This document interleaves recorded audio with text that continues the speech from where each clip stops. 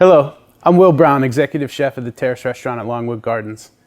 In honor of Member Appreciation Week, we've compiled some of our favorite seasonal recipes to share with you.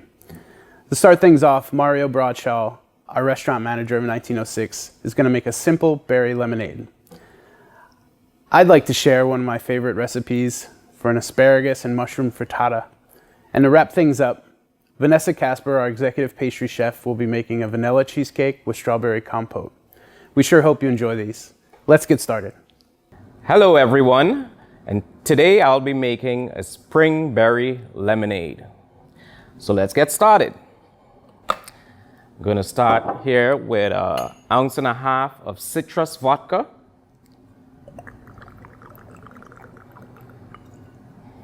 Get that citrus in there.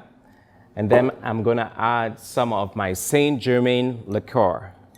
This is elderflower flavored. And we're just going to do like 1/2 ounce.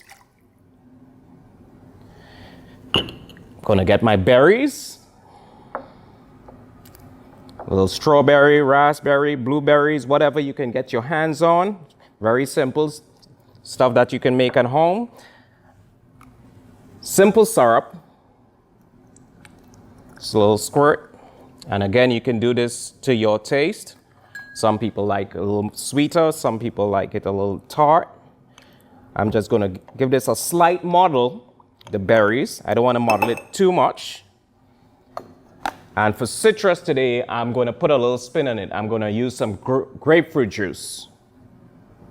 So 1 grapefruit juice, 1 grapefruit should do the trick for you. That should be enough juice. Put my ice. Oops. And we're going to give this a nice shake to get all your flavors incorporated. There we go.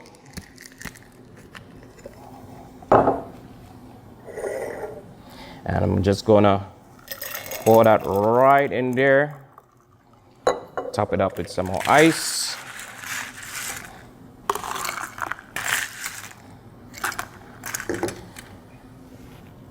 Add a few more berries. Just for garnish. And what I like to do, I like to give it a little roll back into the can. All right. And last but not least, we're going to top it off with some sparkle soda. Now, this is a lemon flavored sparkle soda. Feel free to use just a straight soda if you like. Sparkle water, there we go. And, of course, we're in the gardens.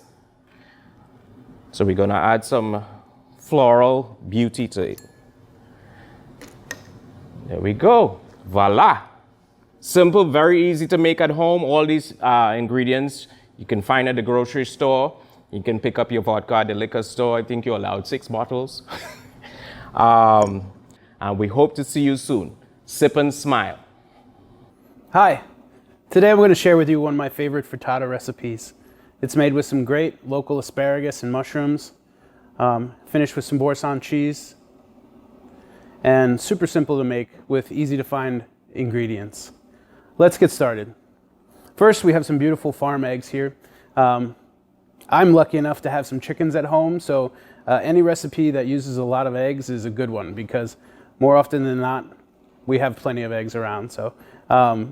This recipe we make at least once a week in our house. It is great for breakfast, excellent for lunch, can even be eaten for dinner. So a great all-round simple recipe. So starting first, we have some eggs here. We're just going to mix these with some whole milk, 1 cup. So we're just going to whisk our eggs first.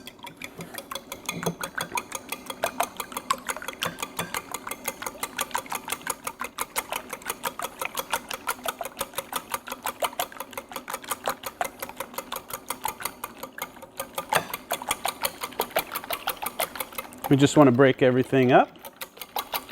We're going to go ahead and season this with our kosher salt.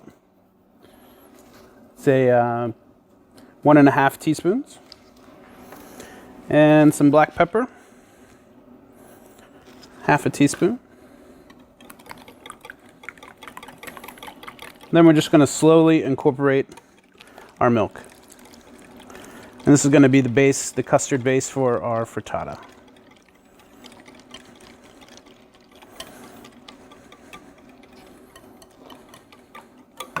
Great, so now that that's done, we can set that off to the side for now. And we're going to work on the vegetable portion. So we have a cast iron skillet here. These are great to cook with. I feel that every kitchen should have one in the repertoire. It will provide you with a lifetime of delicious food if it's cared for properly. And really, after you learn how to season it, becomes a very important part of your culinary arsenal at home. So we're just going to heat this on medium heat. We have a couple tablespoons of olive oil. Just going to add to our pan. And once that starts to shimmer, we're going to add 1/2 of a julienne sweet onion. Vidalia onions in season are a beautiful thing. So that we just, julienne this very finely. Just going to add that to our pan. I like to also season this with a pinch of salt. The salt will start to draw out some of the moisture, as well as season, of course. So we're just going to cook this until it starts to turn translucent, kind of open up some of the sweetness, cook out some of that rawness, but smelling very aromatic in here for sure.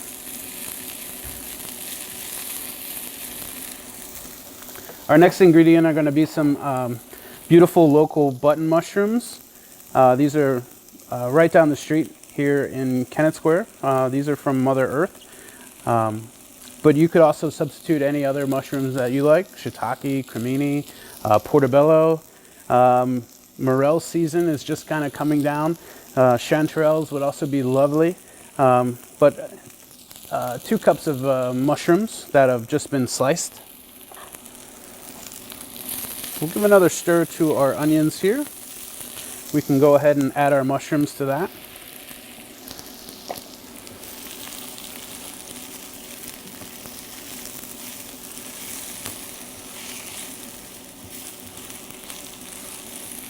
Just give them a stir to coat, some olive oil, and another little pinch of salt.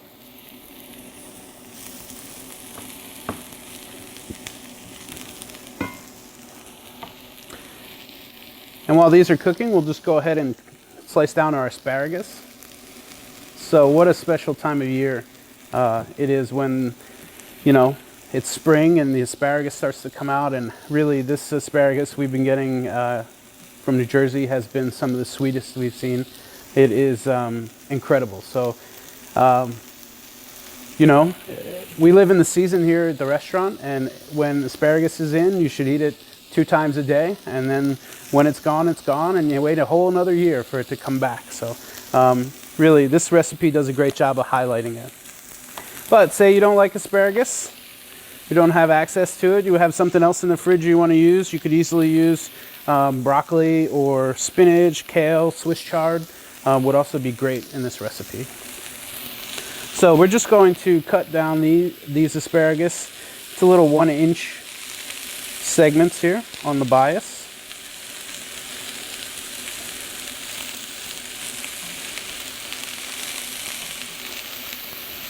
Usually the ends become a little woody, so we won't go down that far.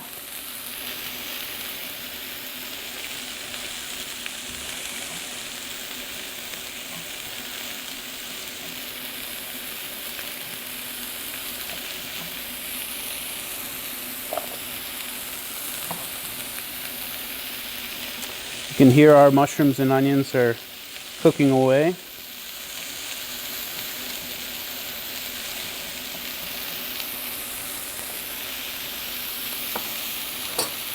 And that should be great there. So let's take a look here. Yeah, you can see we're starting to get some great color there. Everything releasing their moisture, cooking that out because water doesn't taste like much, and that's kind of the secret to cooking is kind of removing water from things, because that's when you actually get great flavor. So see, we got some good color there.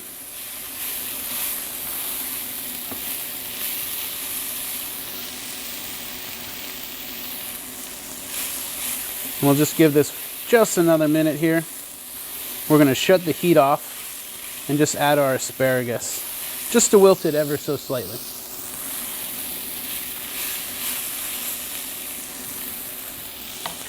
All right. So we'll put our beautiful asparagus in here.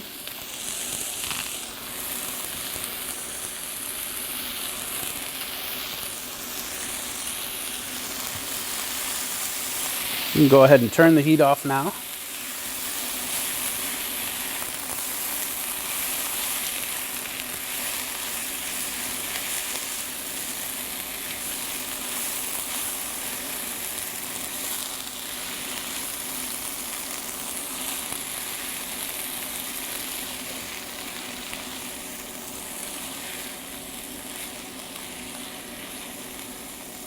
All right, so things are starting to wilt there. We're just going to go ahead and add our custard straight ahead, right on in.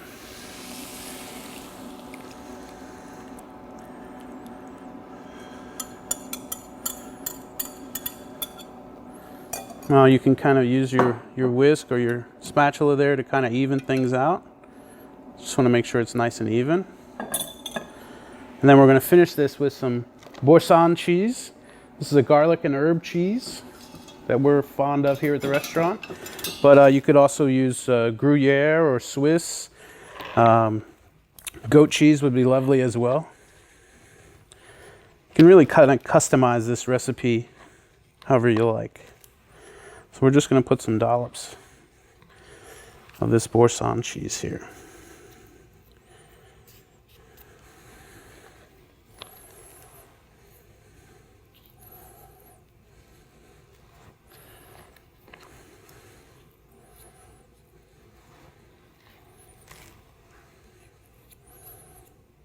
All right, well, that looks lovely.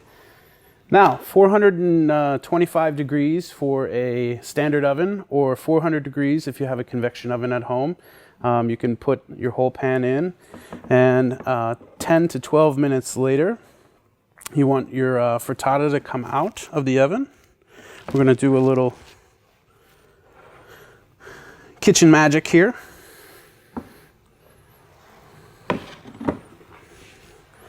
So your frittata will be nice and firm all the way through. You can see we've got some beautiful color on top. Add some caramelization here. And I did bring a small salad. So what we can do here is, let's come and slice yourself up a nice wedge of your frittata.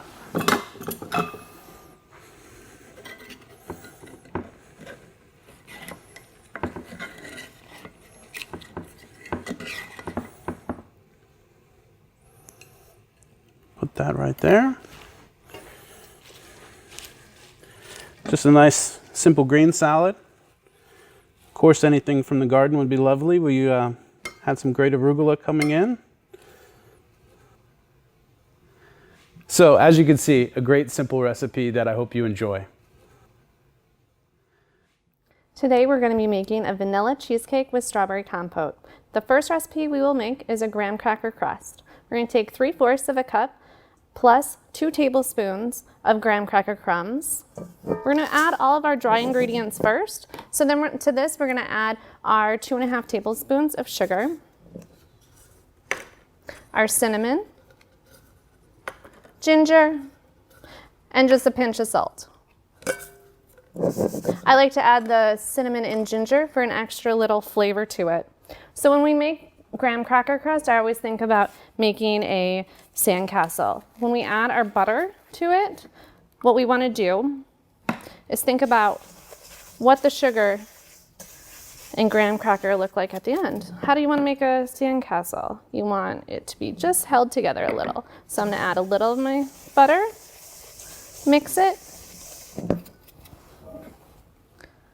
and add the rest.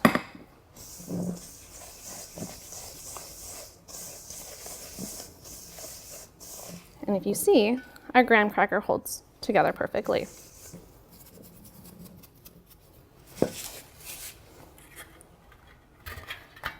We have our cake tin. I'm going to spray it and then put a piece of parchment on the bottom. This will help to release the cheesecake at the end.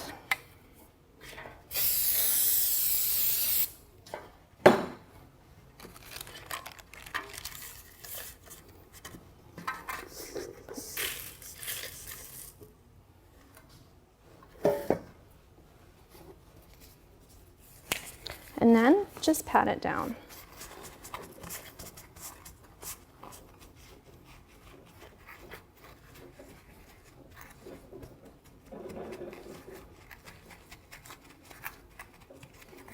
You're going to want to bake this at 325 for about 5 minutes. It's going to add a nice golden touch to it and just make it a little bit more crispy. So we'll pop that into the oven while we make the cheesecake base.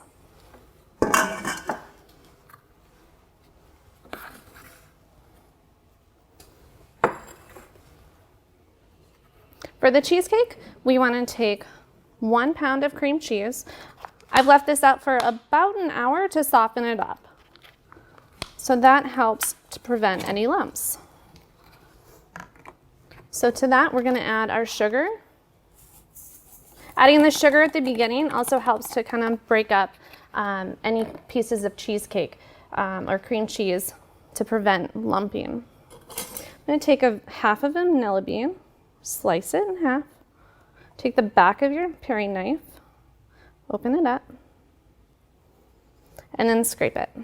Okay, go ahead and we're just going to add the vanilla beans in, and then save this. Put it in some sugar. Definitely don't want to waste that. If you don't have a vanilla bean at home, that's okay. You can definitely use just a little vanilla extract, probably about a teaspoon or 2.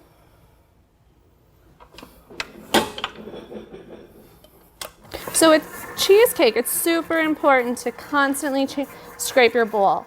You're going to see after every addition, I'm going to scrape the bowl, scrape the bowl, scrape the bowl.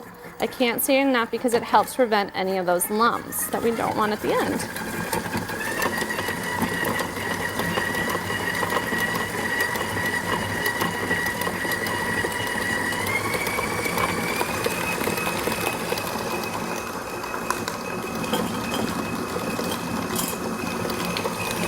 Right. So I'm going to stop it, lower my bowl, and scrape.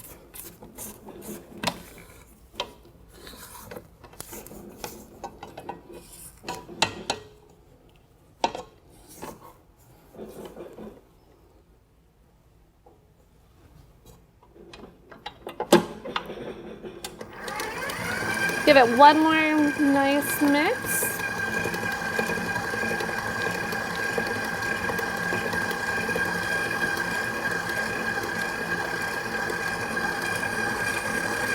Great, and I don't see any lumps, so we're good to go. All right, so we're gonna add sour cream, and then our lemon juice and vanilla. I really like the lemon juice in this because it makes it nice and bright.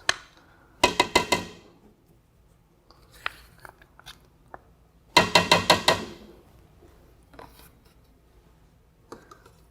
little extract, and lemon juice.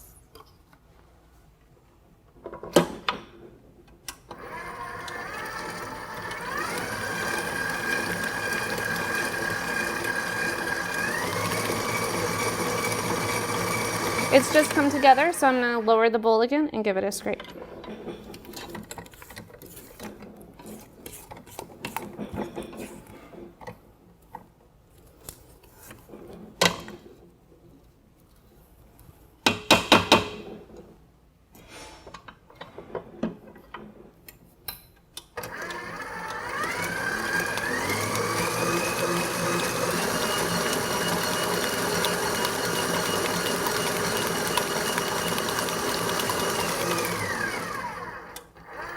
And last, we're going to add our eggs one at a time.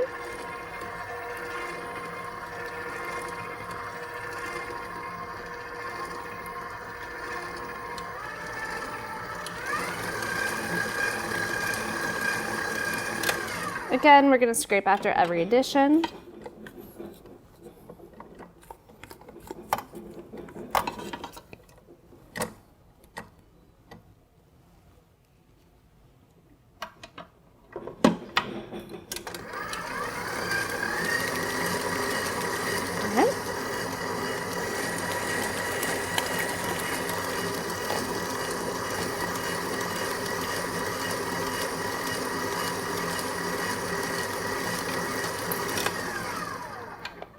And one last scrape. Don't forget to scrape your paddle. Also, a lot of times people forget to scrape that.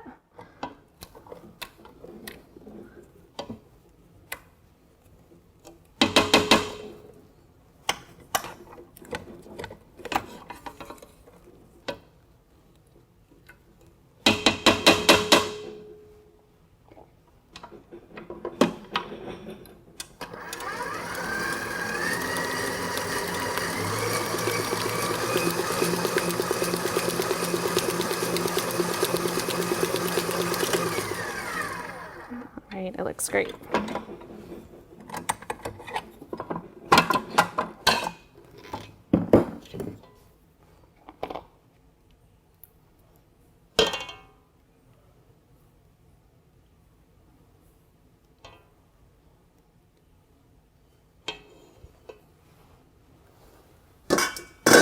So we're going to get our graham cracker crust that we previously baked.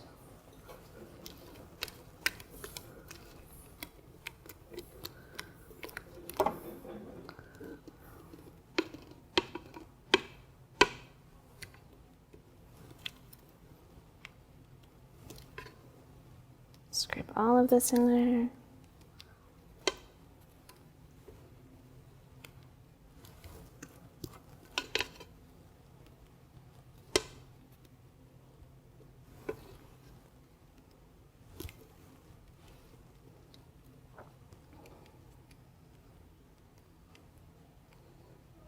Just make sure it's nice and leveled out. Then we're going to bake it in a water bath at 300 degrees.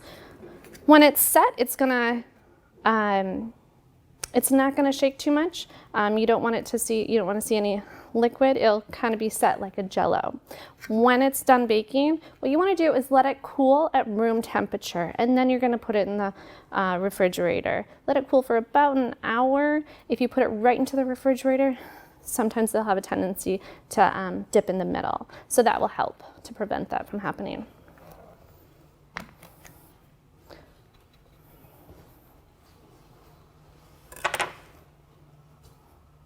So last we're going to make the strawberry compote. We're going to take 2 cups of strawberries. They've been sliced up. And then we're going to take our sugar.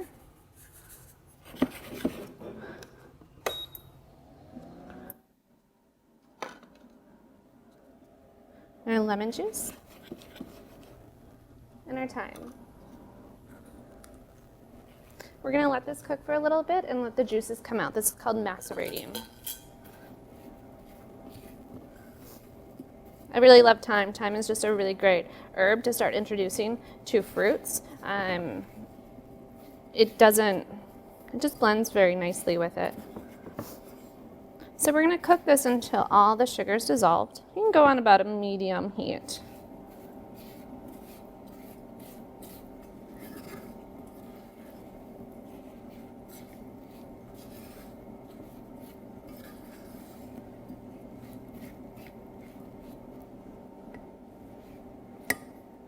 While that's cooking, we're going to make a slurry. Slurry is cornstarch and water. We're going to mix the 2 of these together. Making a slurry helps to prevent any lumps. So we don't really want dumplings in our strawberry compote. That wouldn't be good.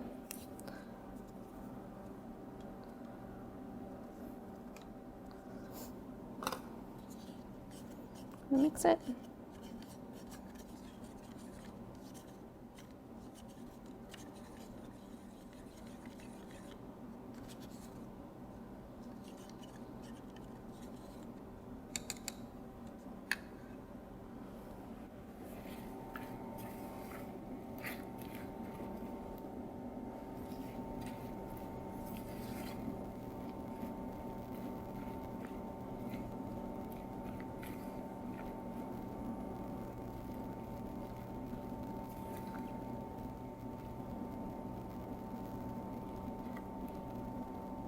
So this is giving off a really nice strawberry juice.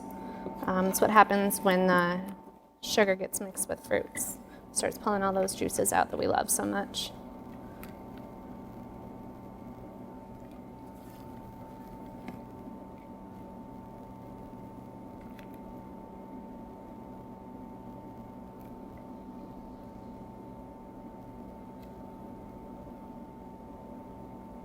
All right, so it looks like all the sugar is dissolved on the slurry.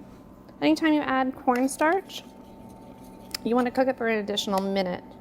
That is going to help to get rid of any of that starchy flavor. So we're going to bring it back up to a boil and then boil it for 1 minute.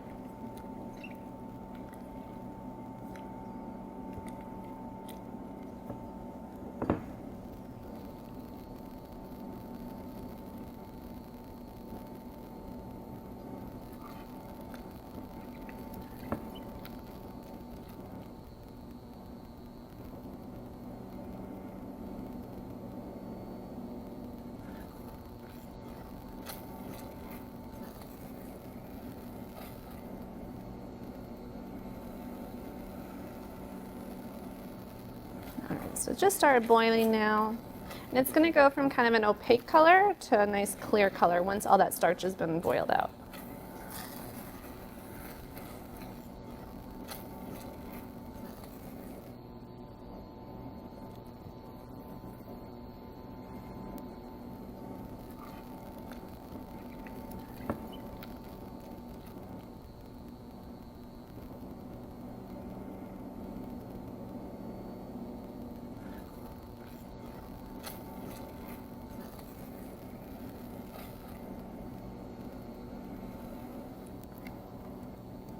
All right, so this looks great. So we're going to go ahead and set this aside.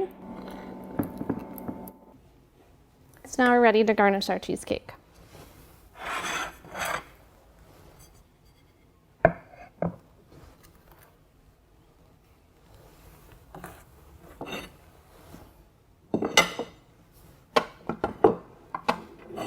So we baked this cheesecake yesterday. We let it cool, and then we're going to, we unmolded it, and now we're going to garnish it and plate it for you.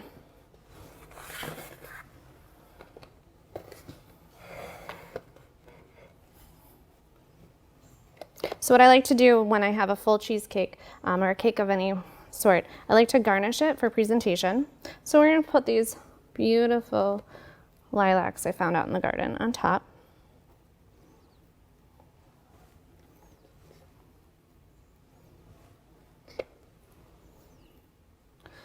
These really cute little strawberry blossoms. Okay. So we can have this at our party, like this. And then when we go to serve it, we're gonna slice it. I like to use a hot knife to slice it with. Then you remove all your garnishes. And then we can garnish each piece with what you just had on the full cake. It's really a fun way to do it, and then everybody at the party gets to enjoy the garnishes.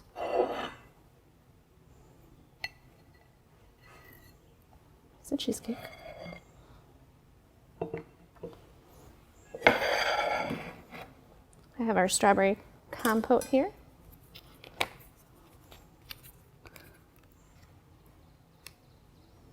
Put that down first, and I like to kind of let it fall. And then you can either put a dollop of whipped cream, or you can put a nice little rosette.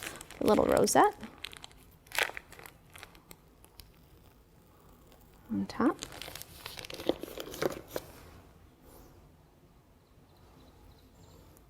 Lilacs from the garden.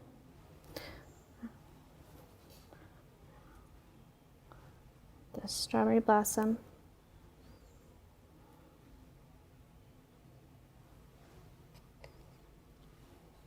It's a beautiful strawberry right here also. And there you have it. Vanilla cheesecake with strawberry compote and whipped cream. I hope you enjoyed those recipes. I also hope that you use them and share them with friends or family. Thank you for being members and supporting all of us here at Longwood Gardens. We hope to see you back in the garden soon.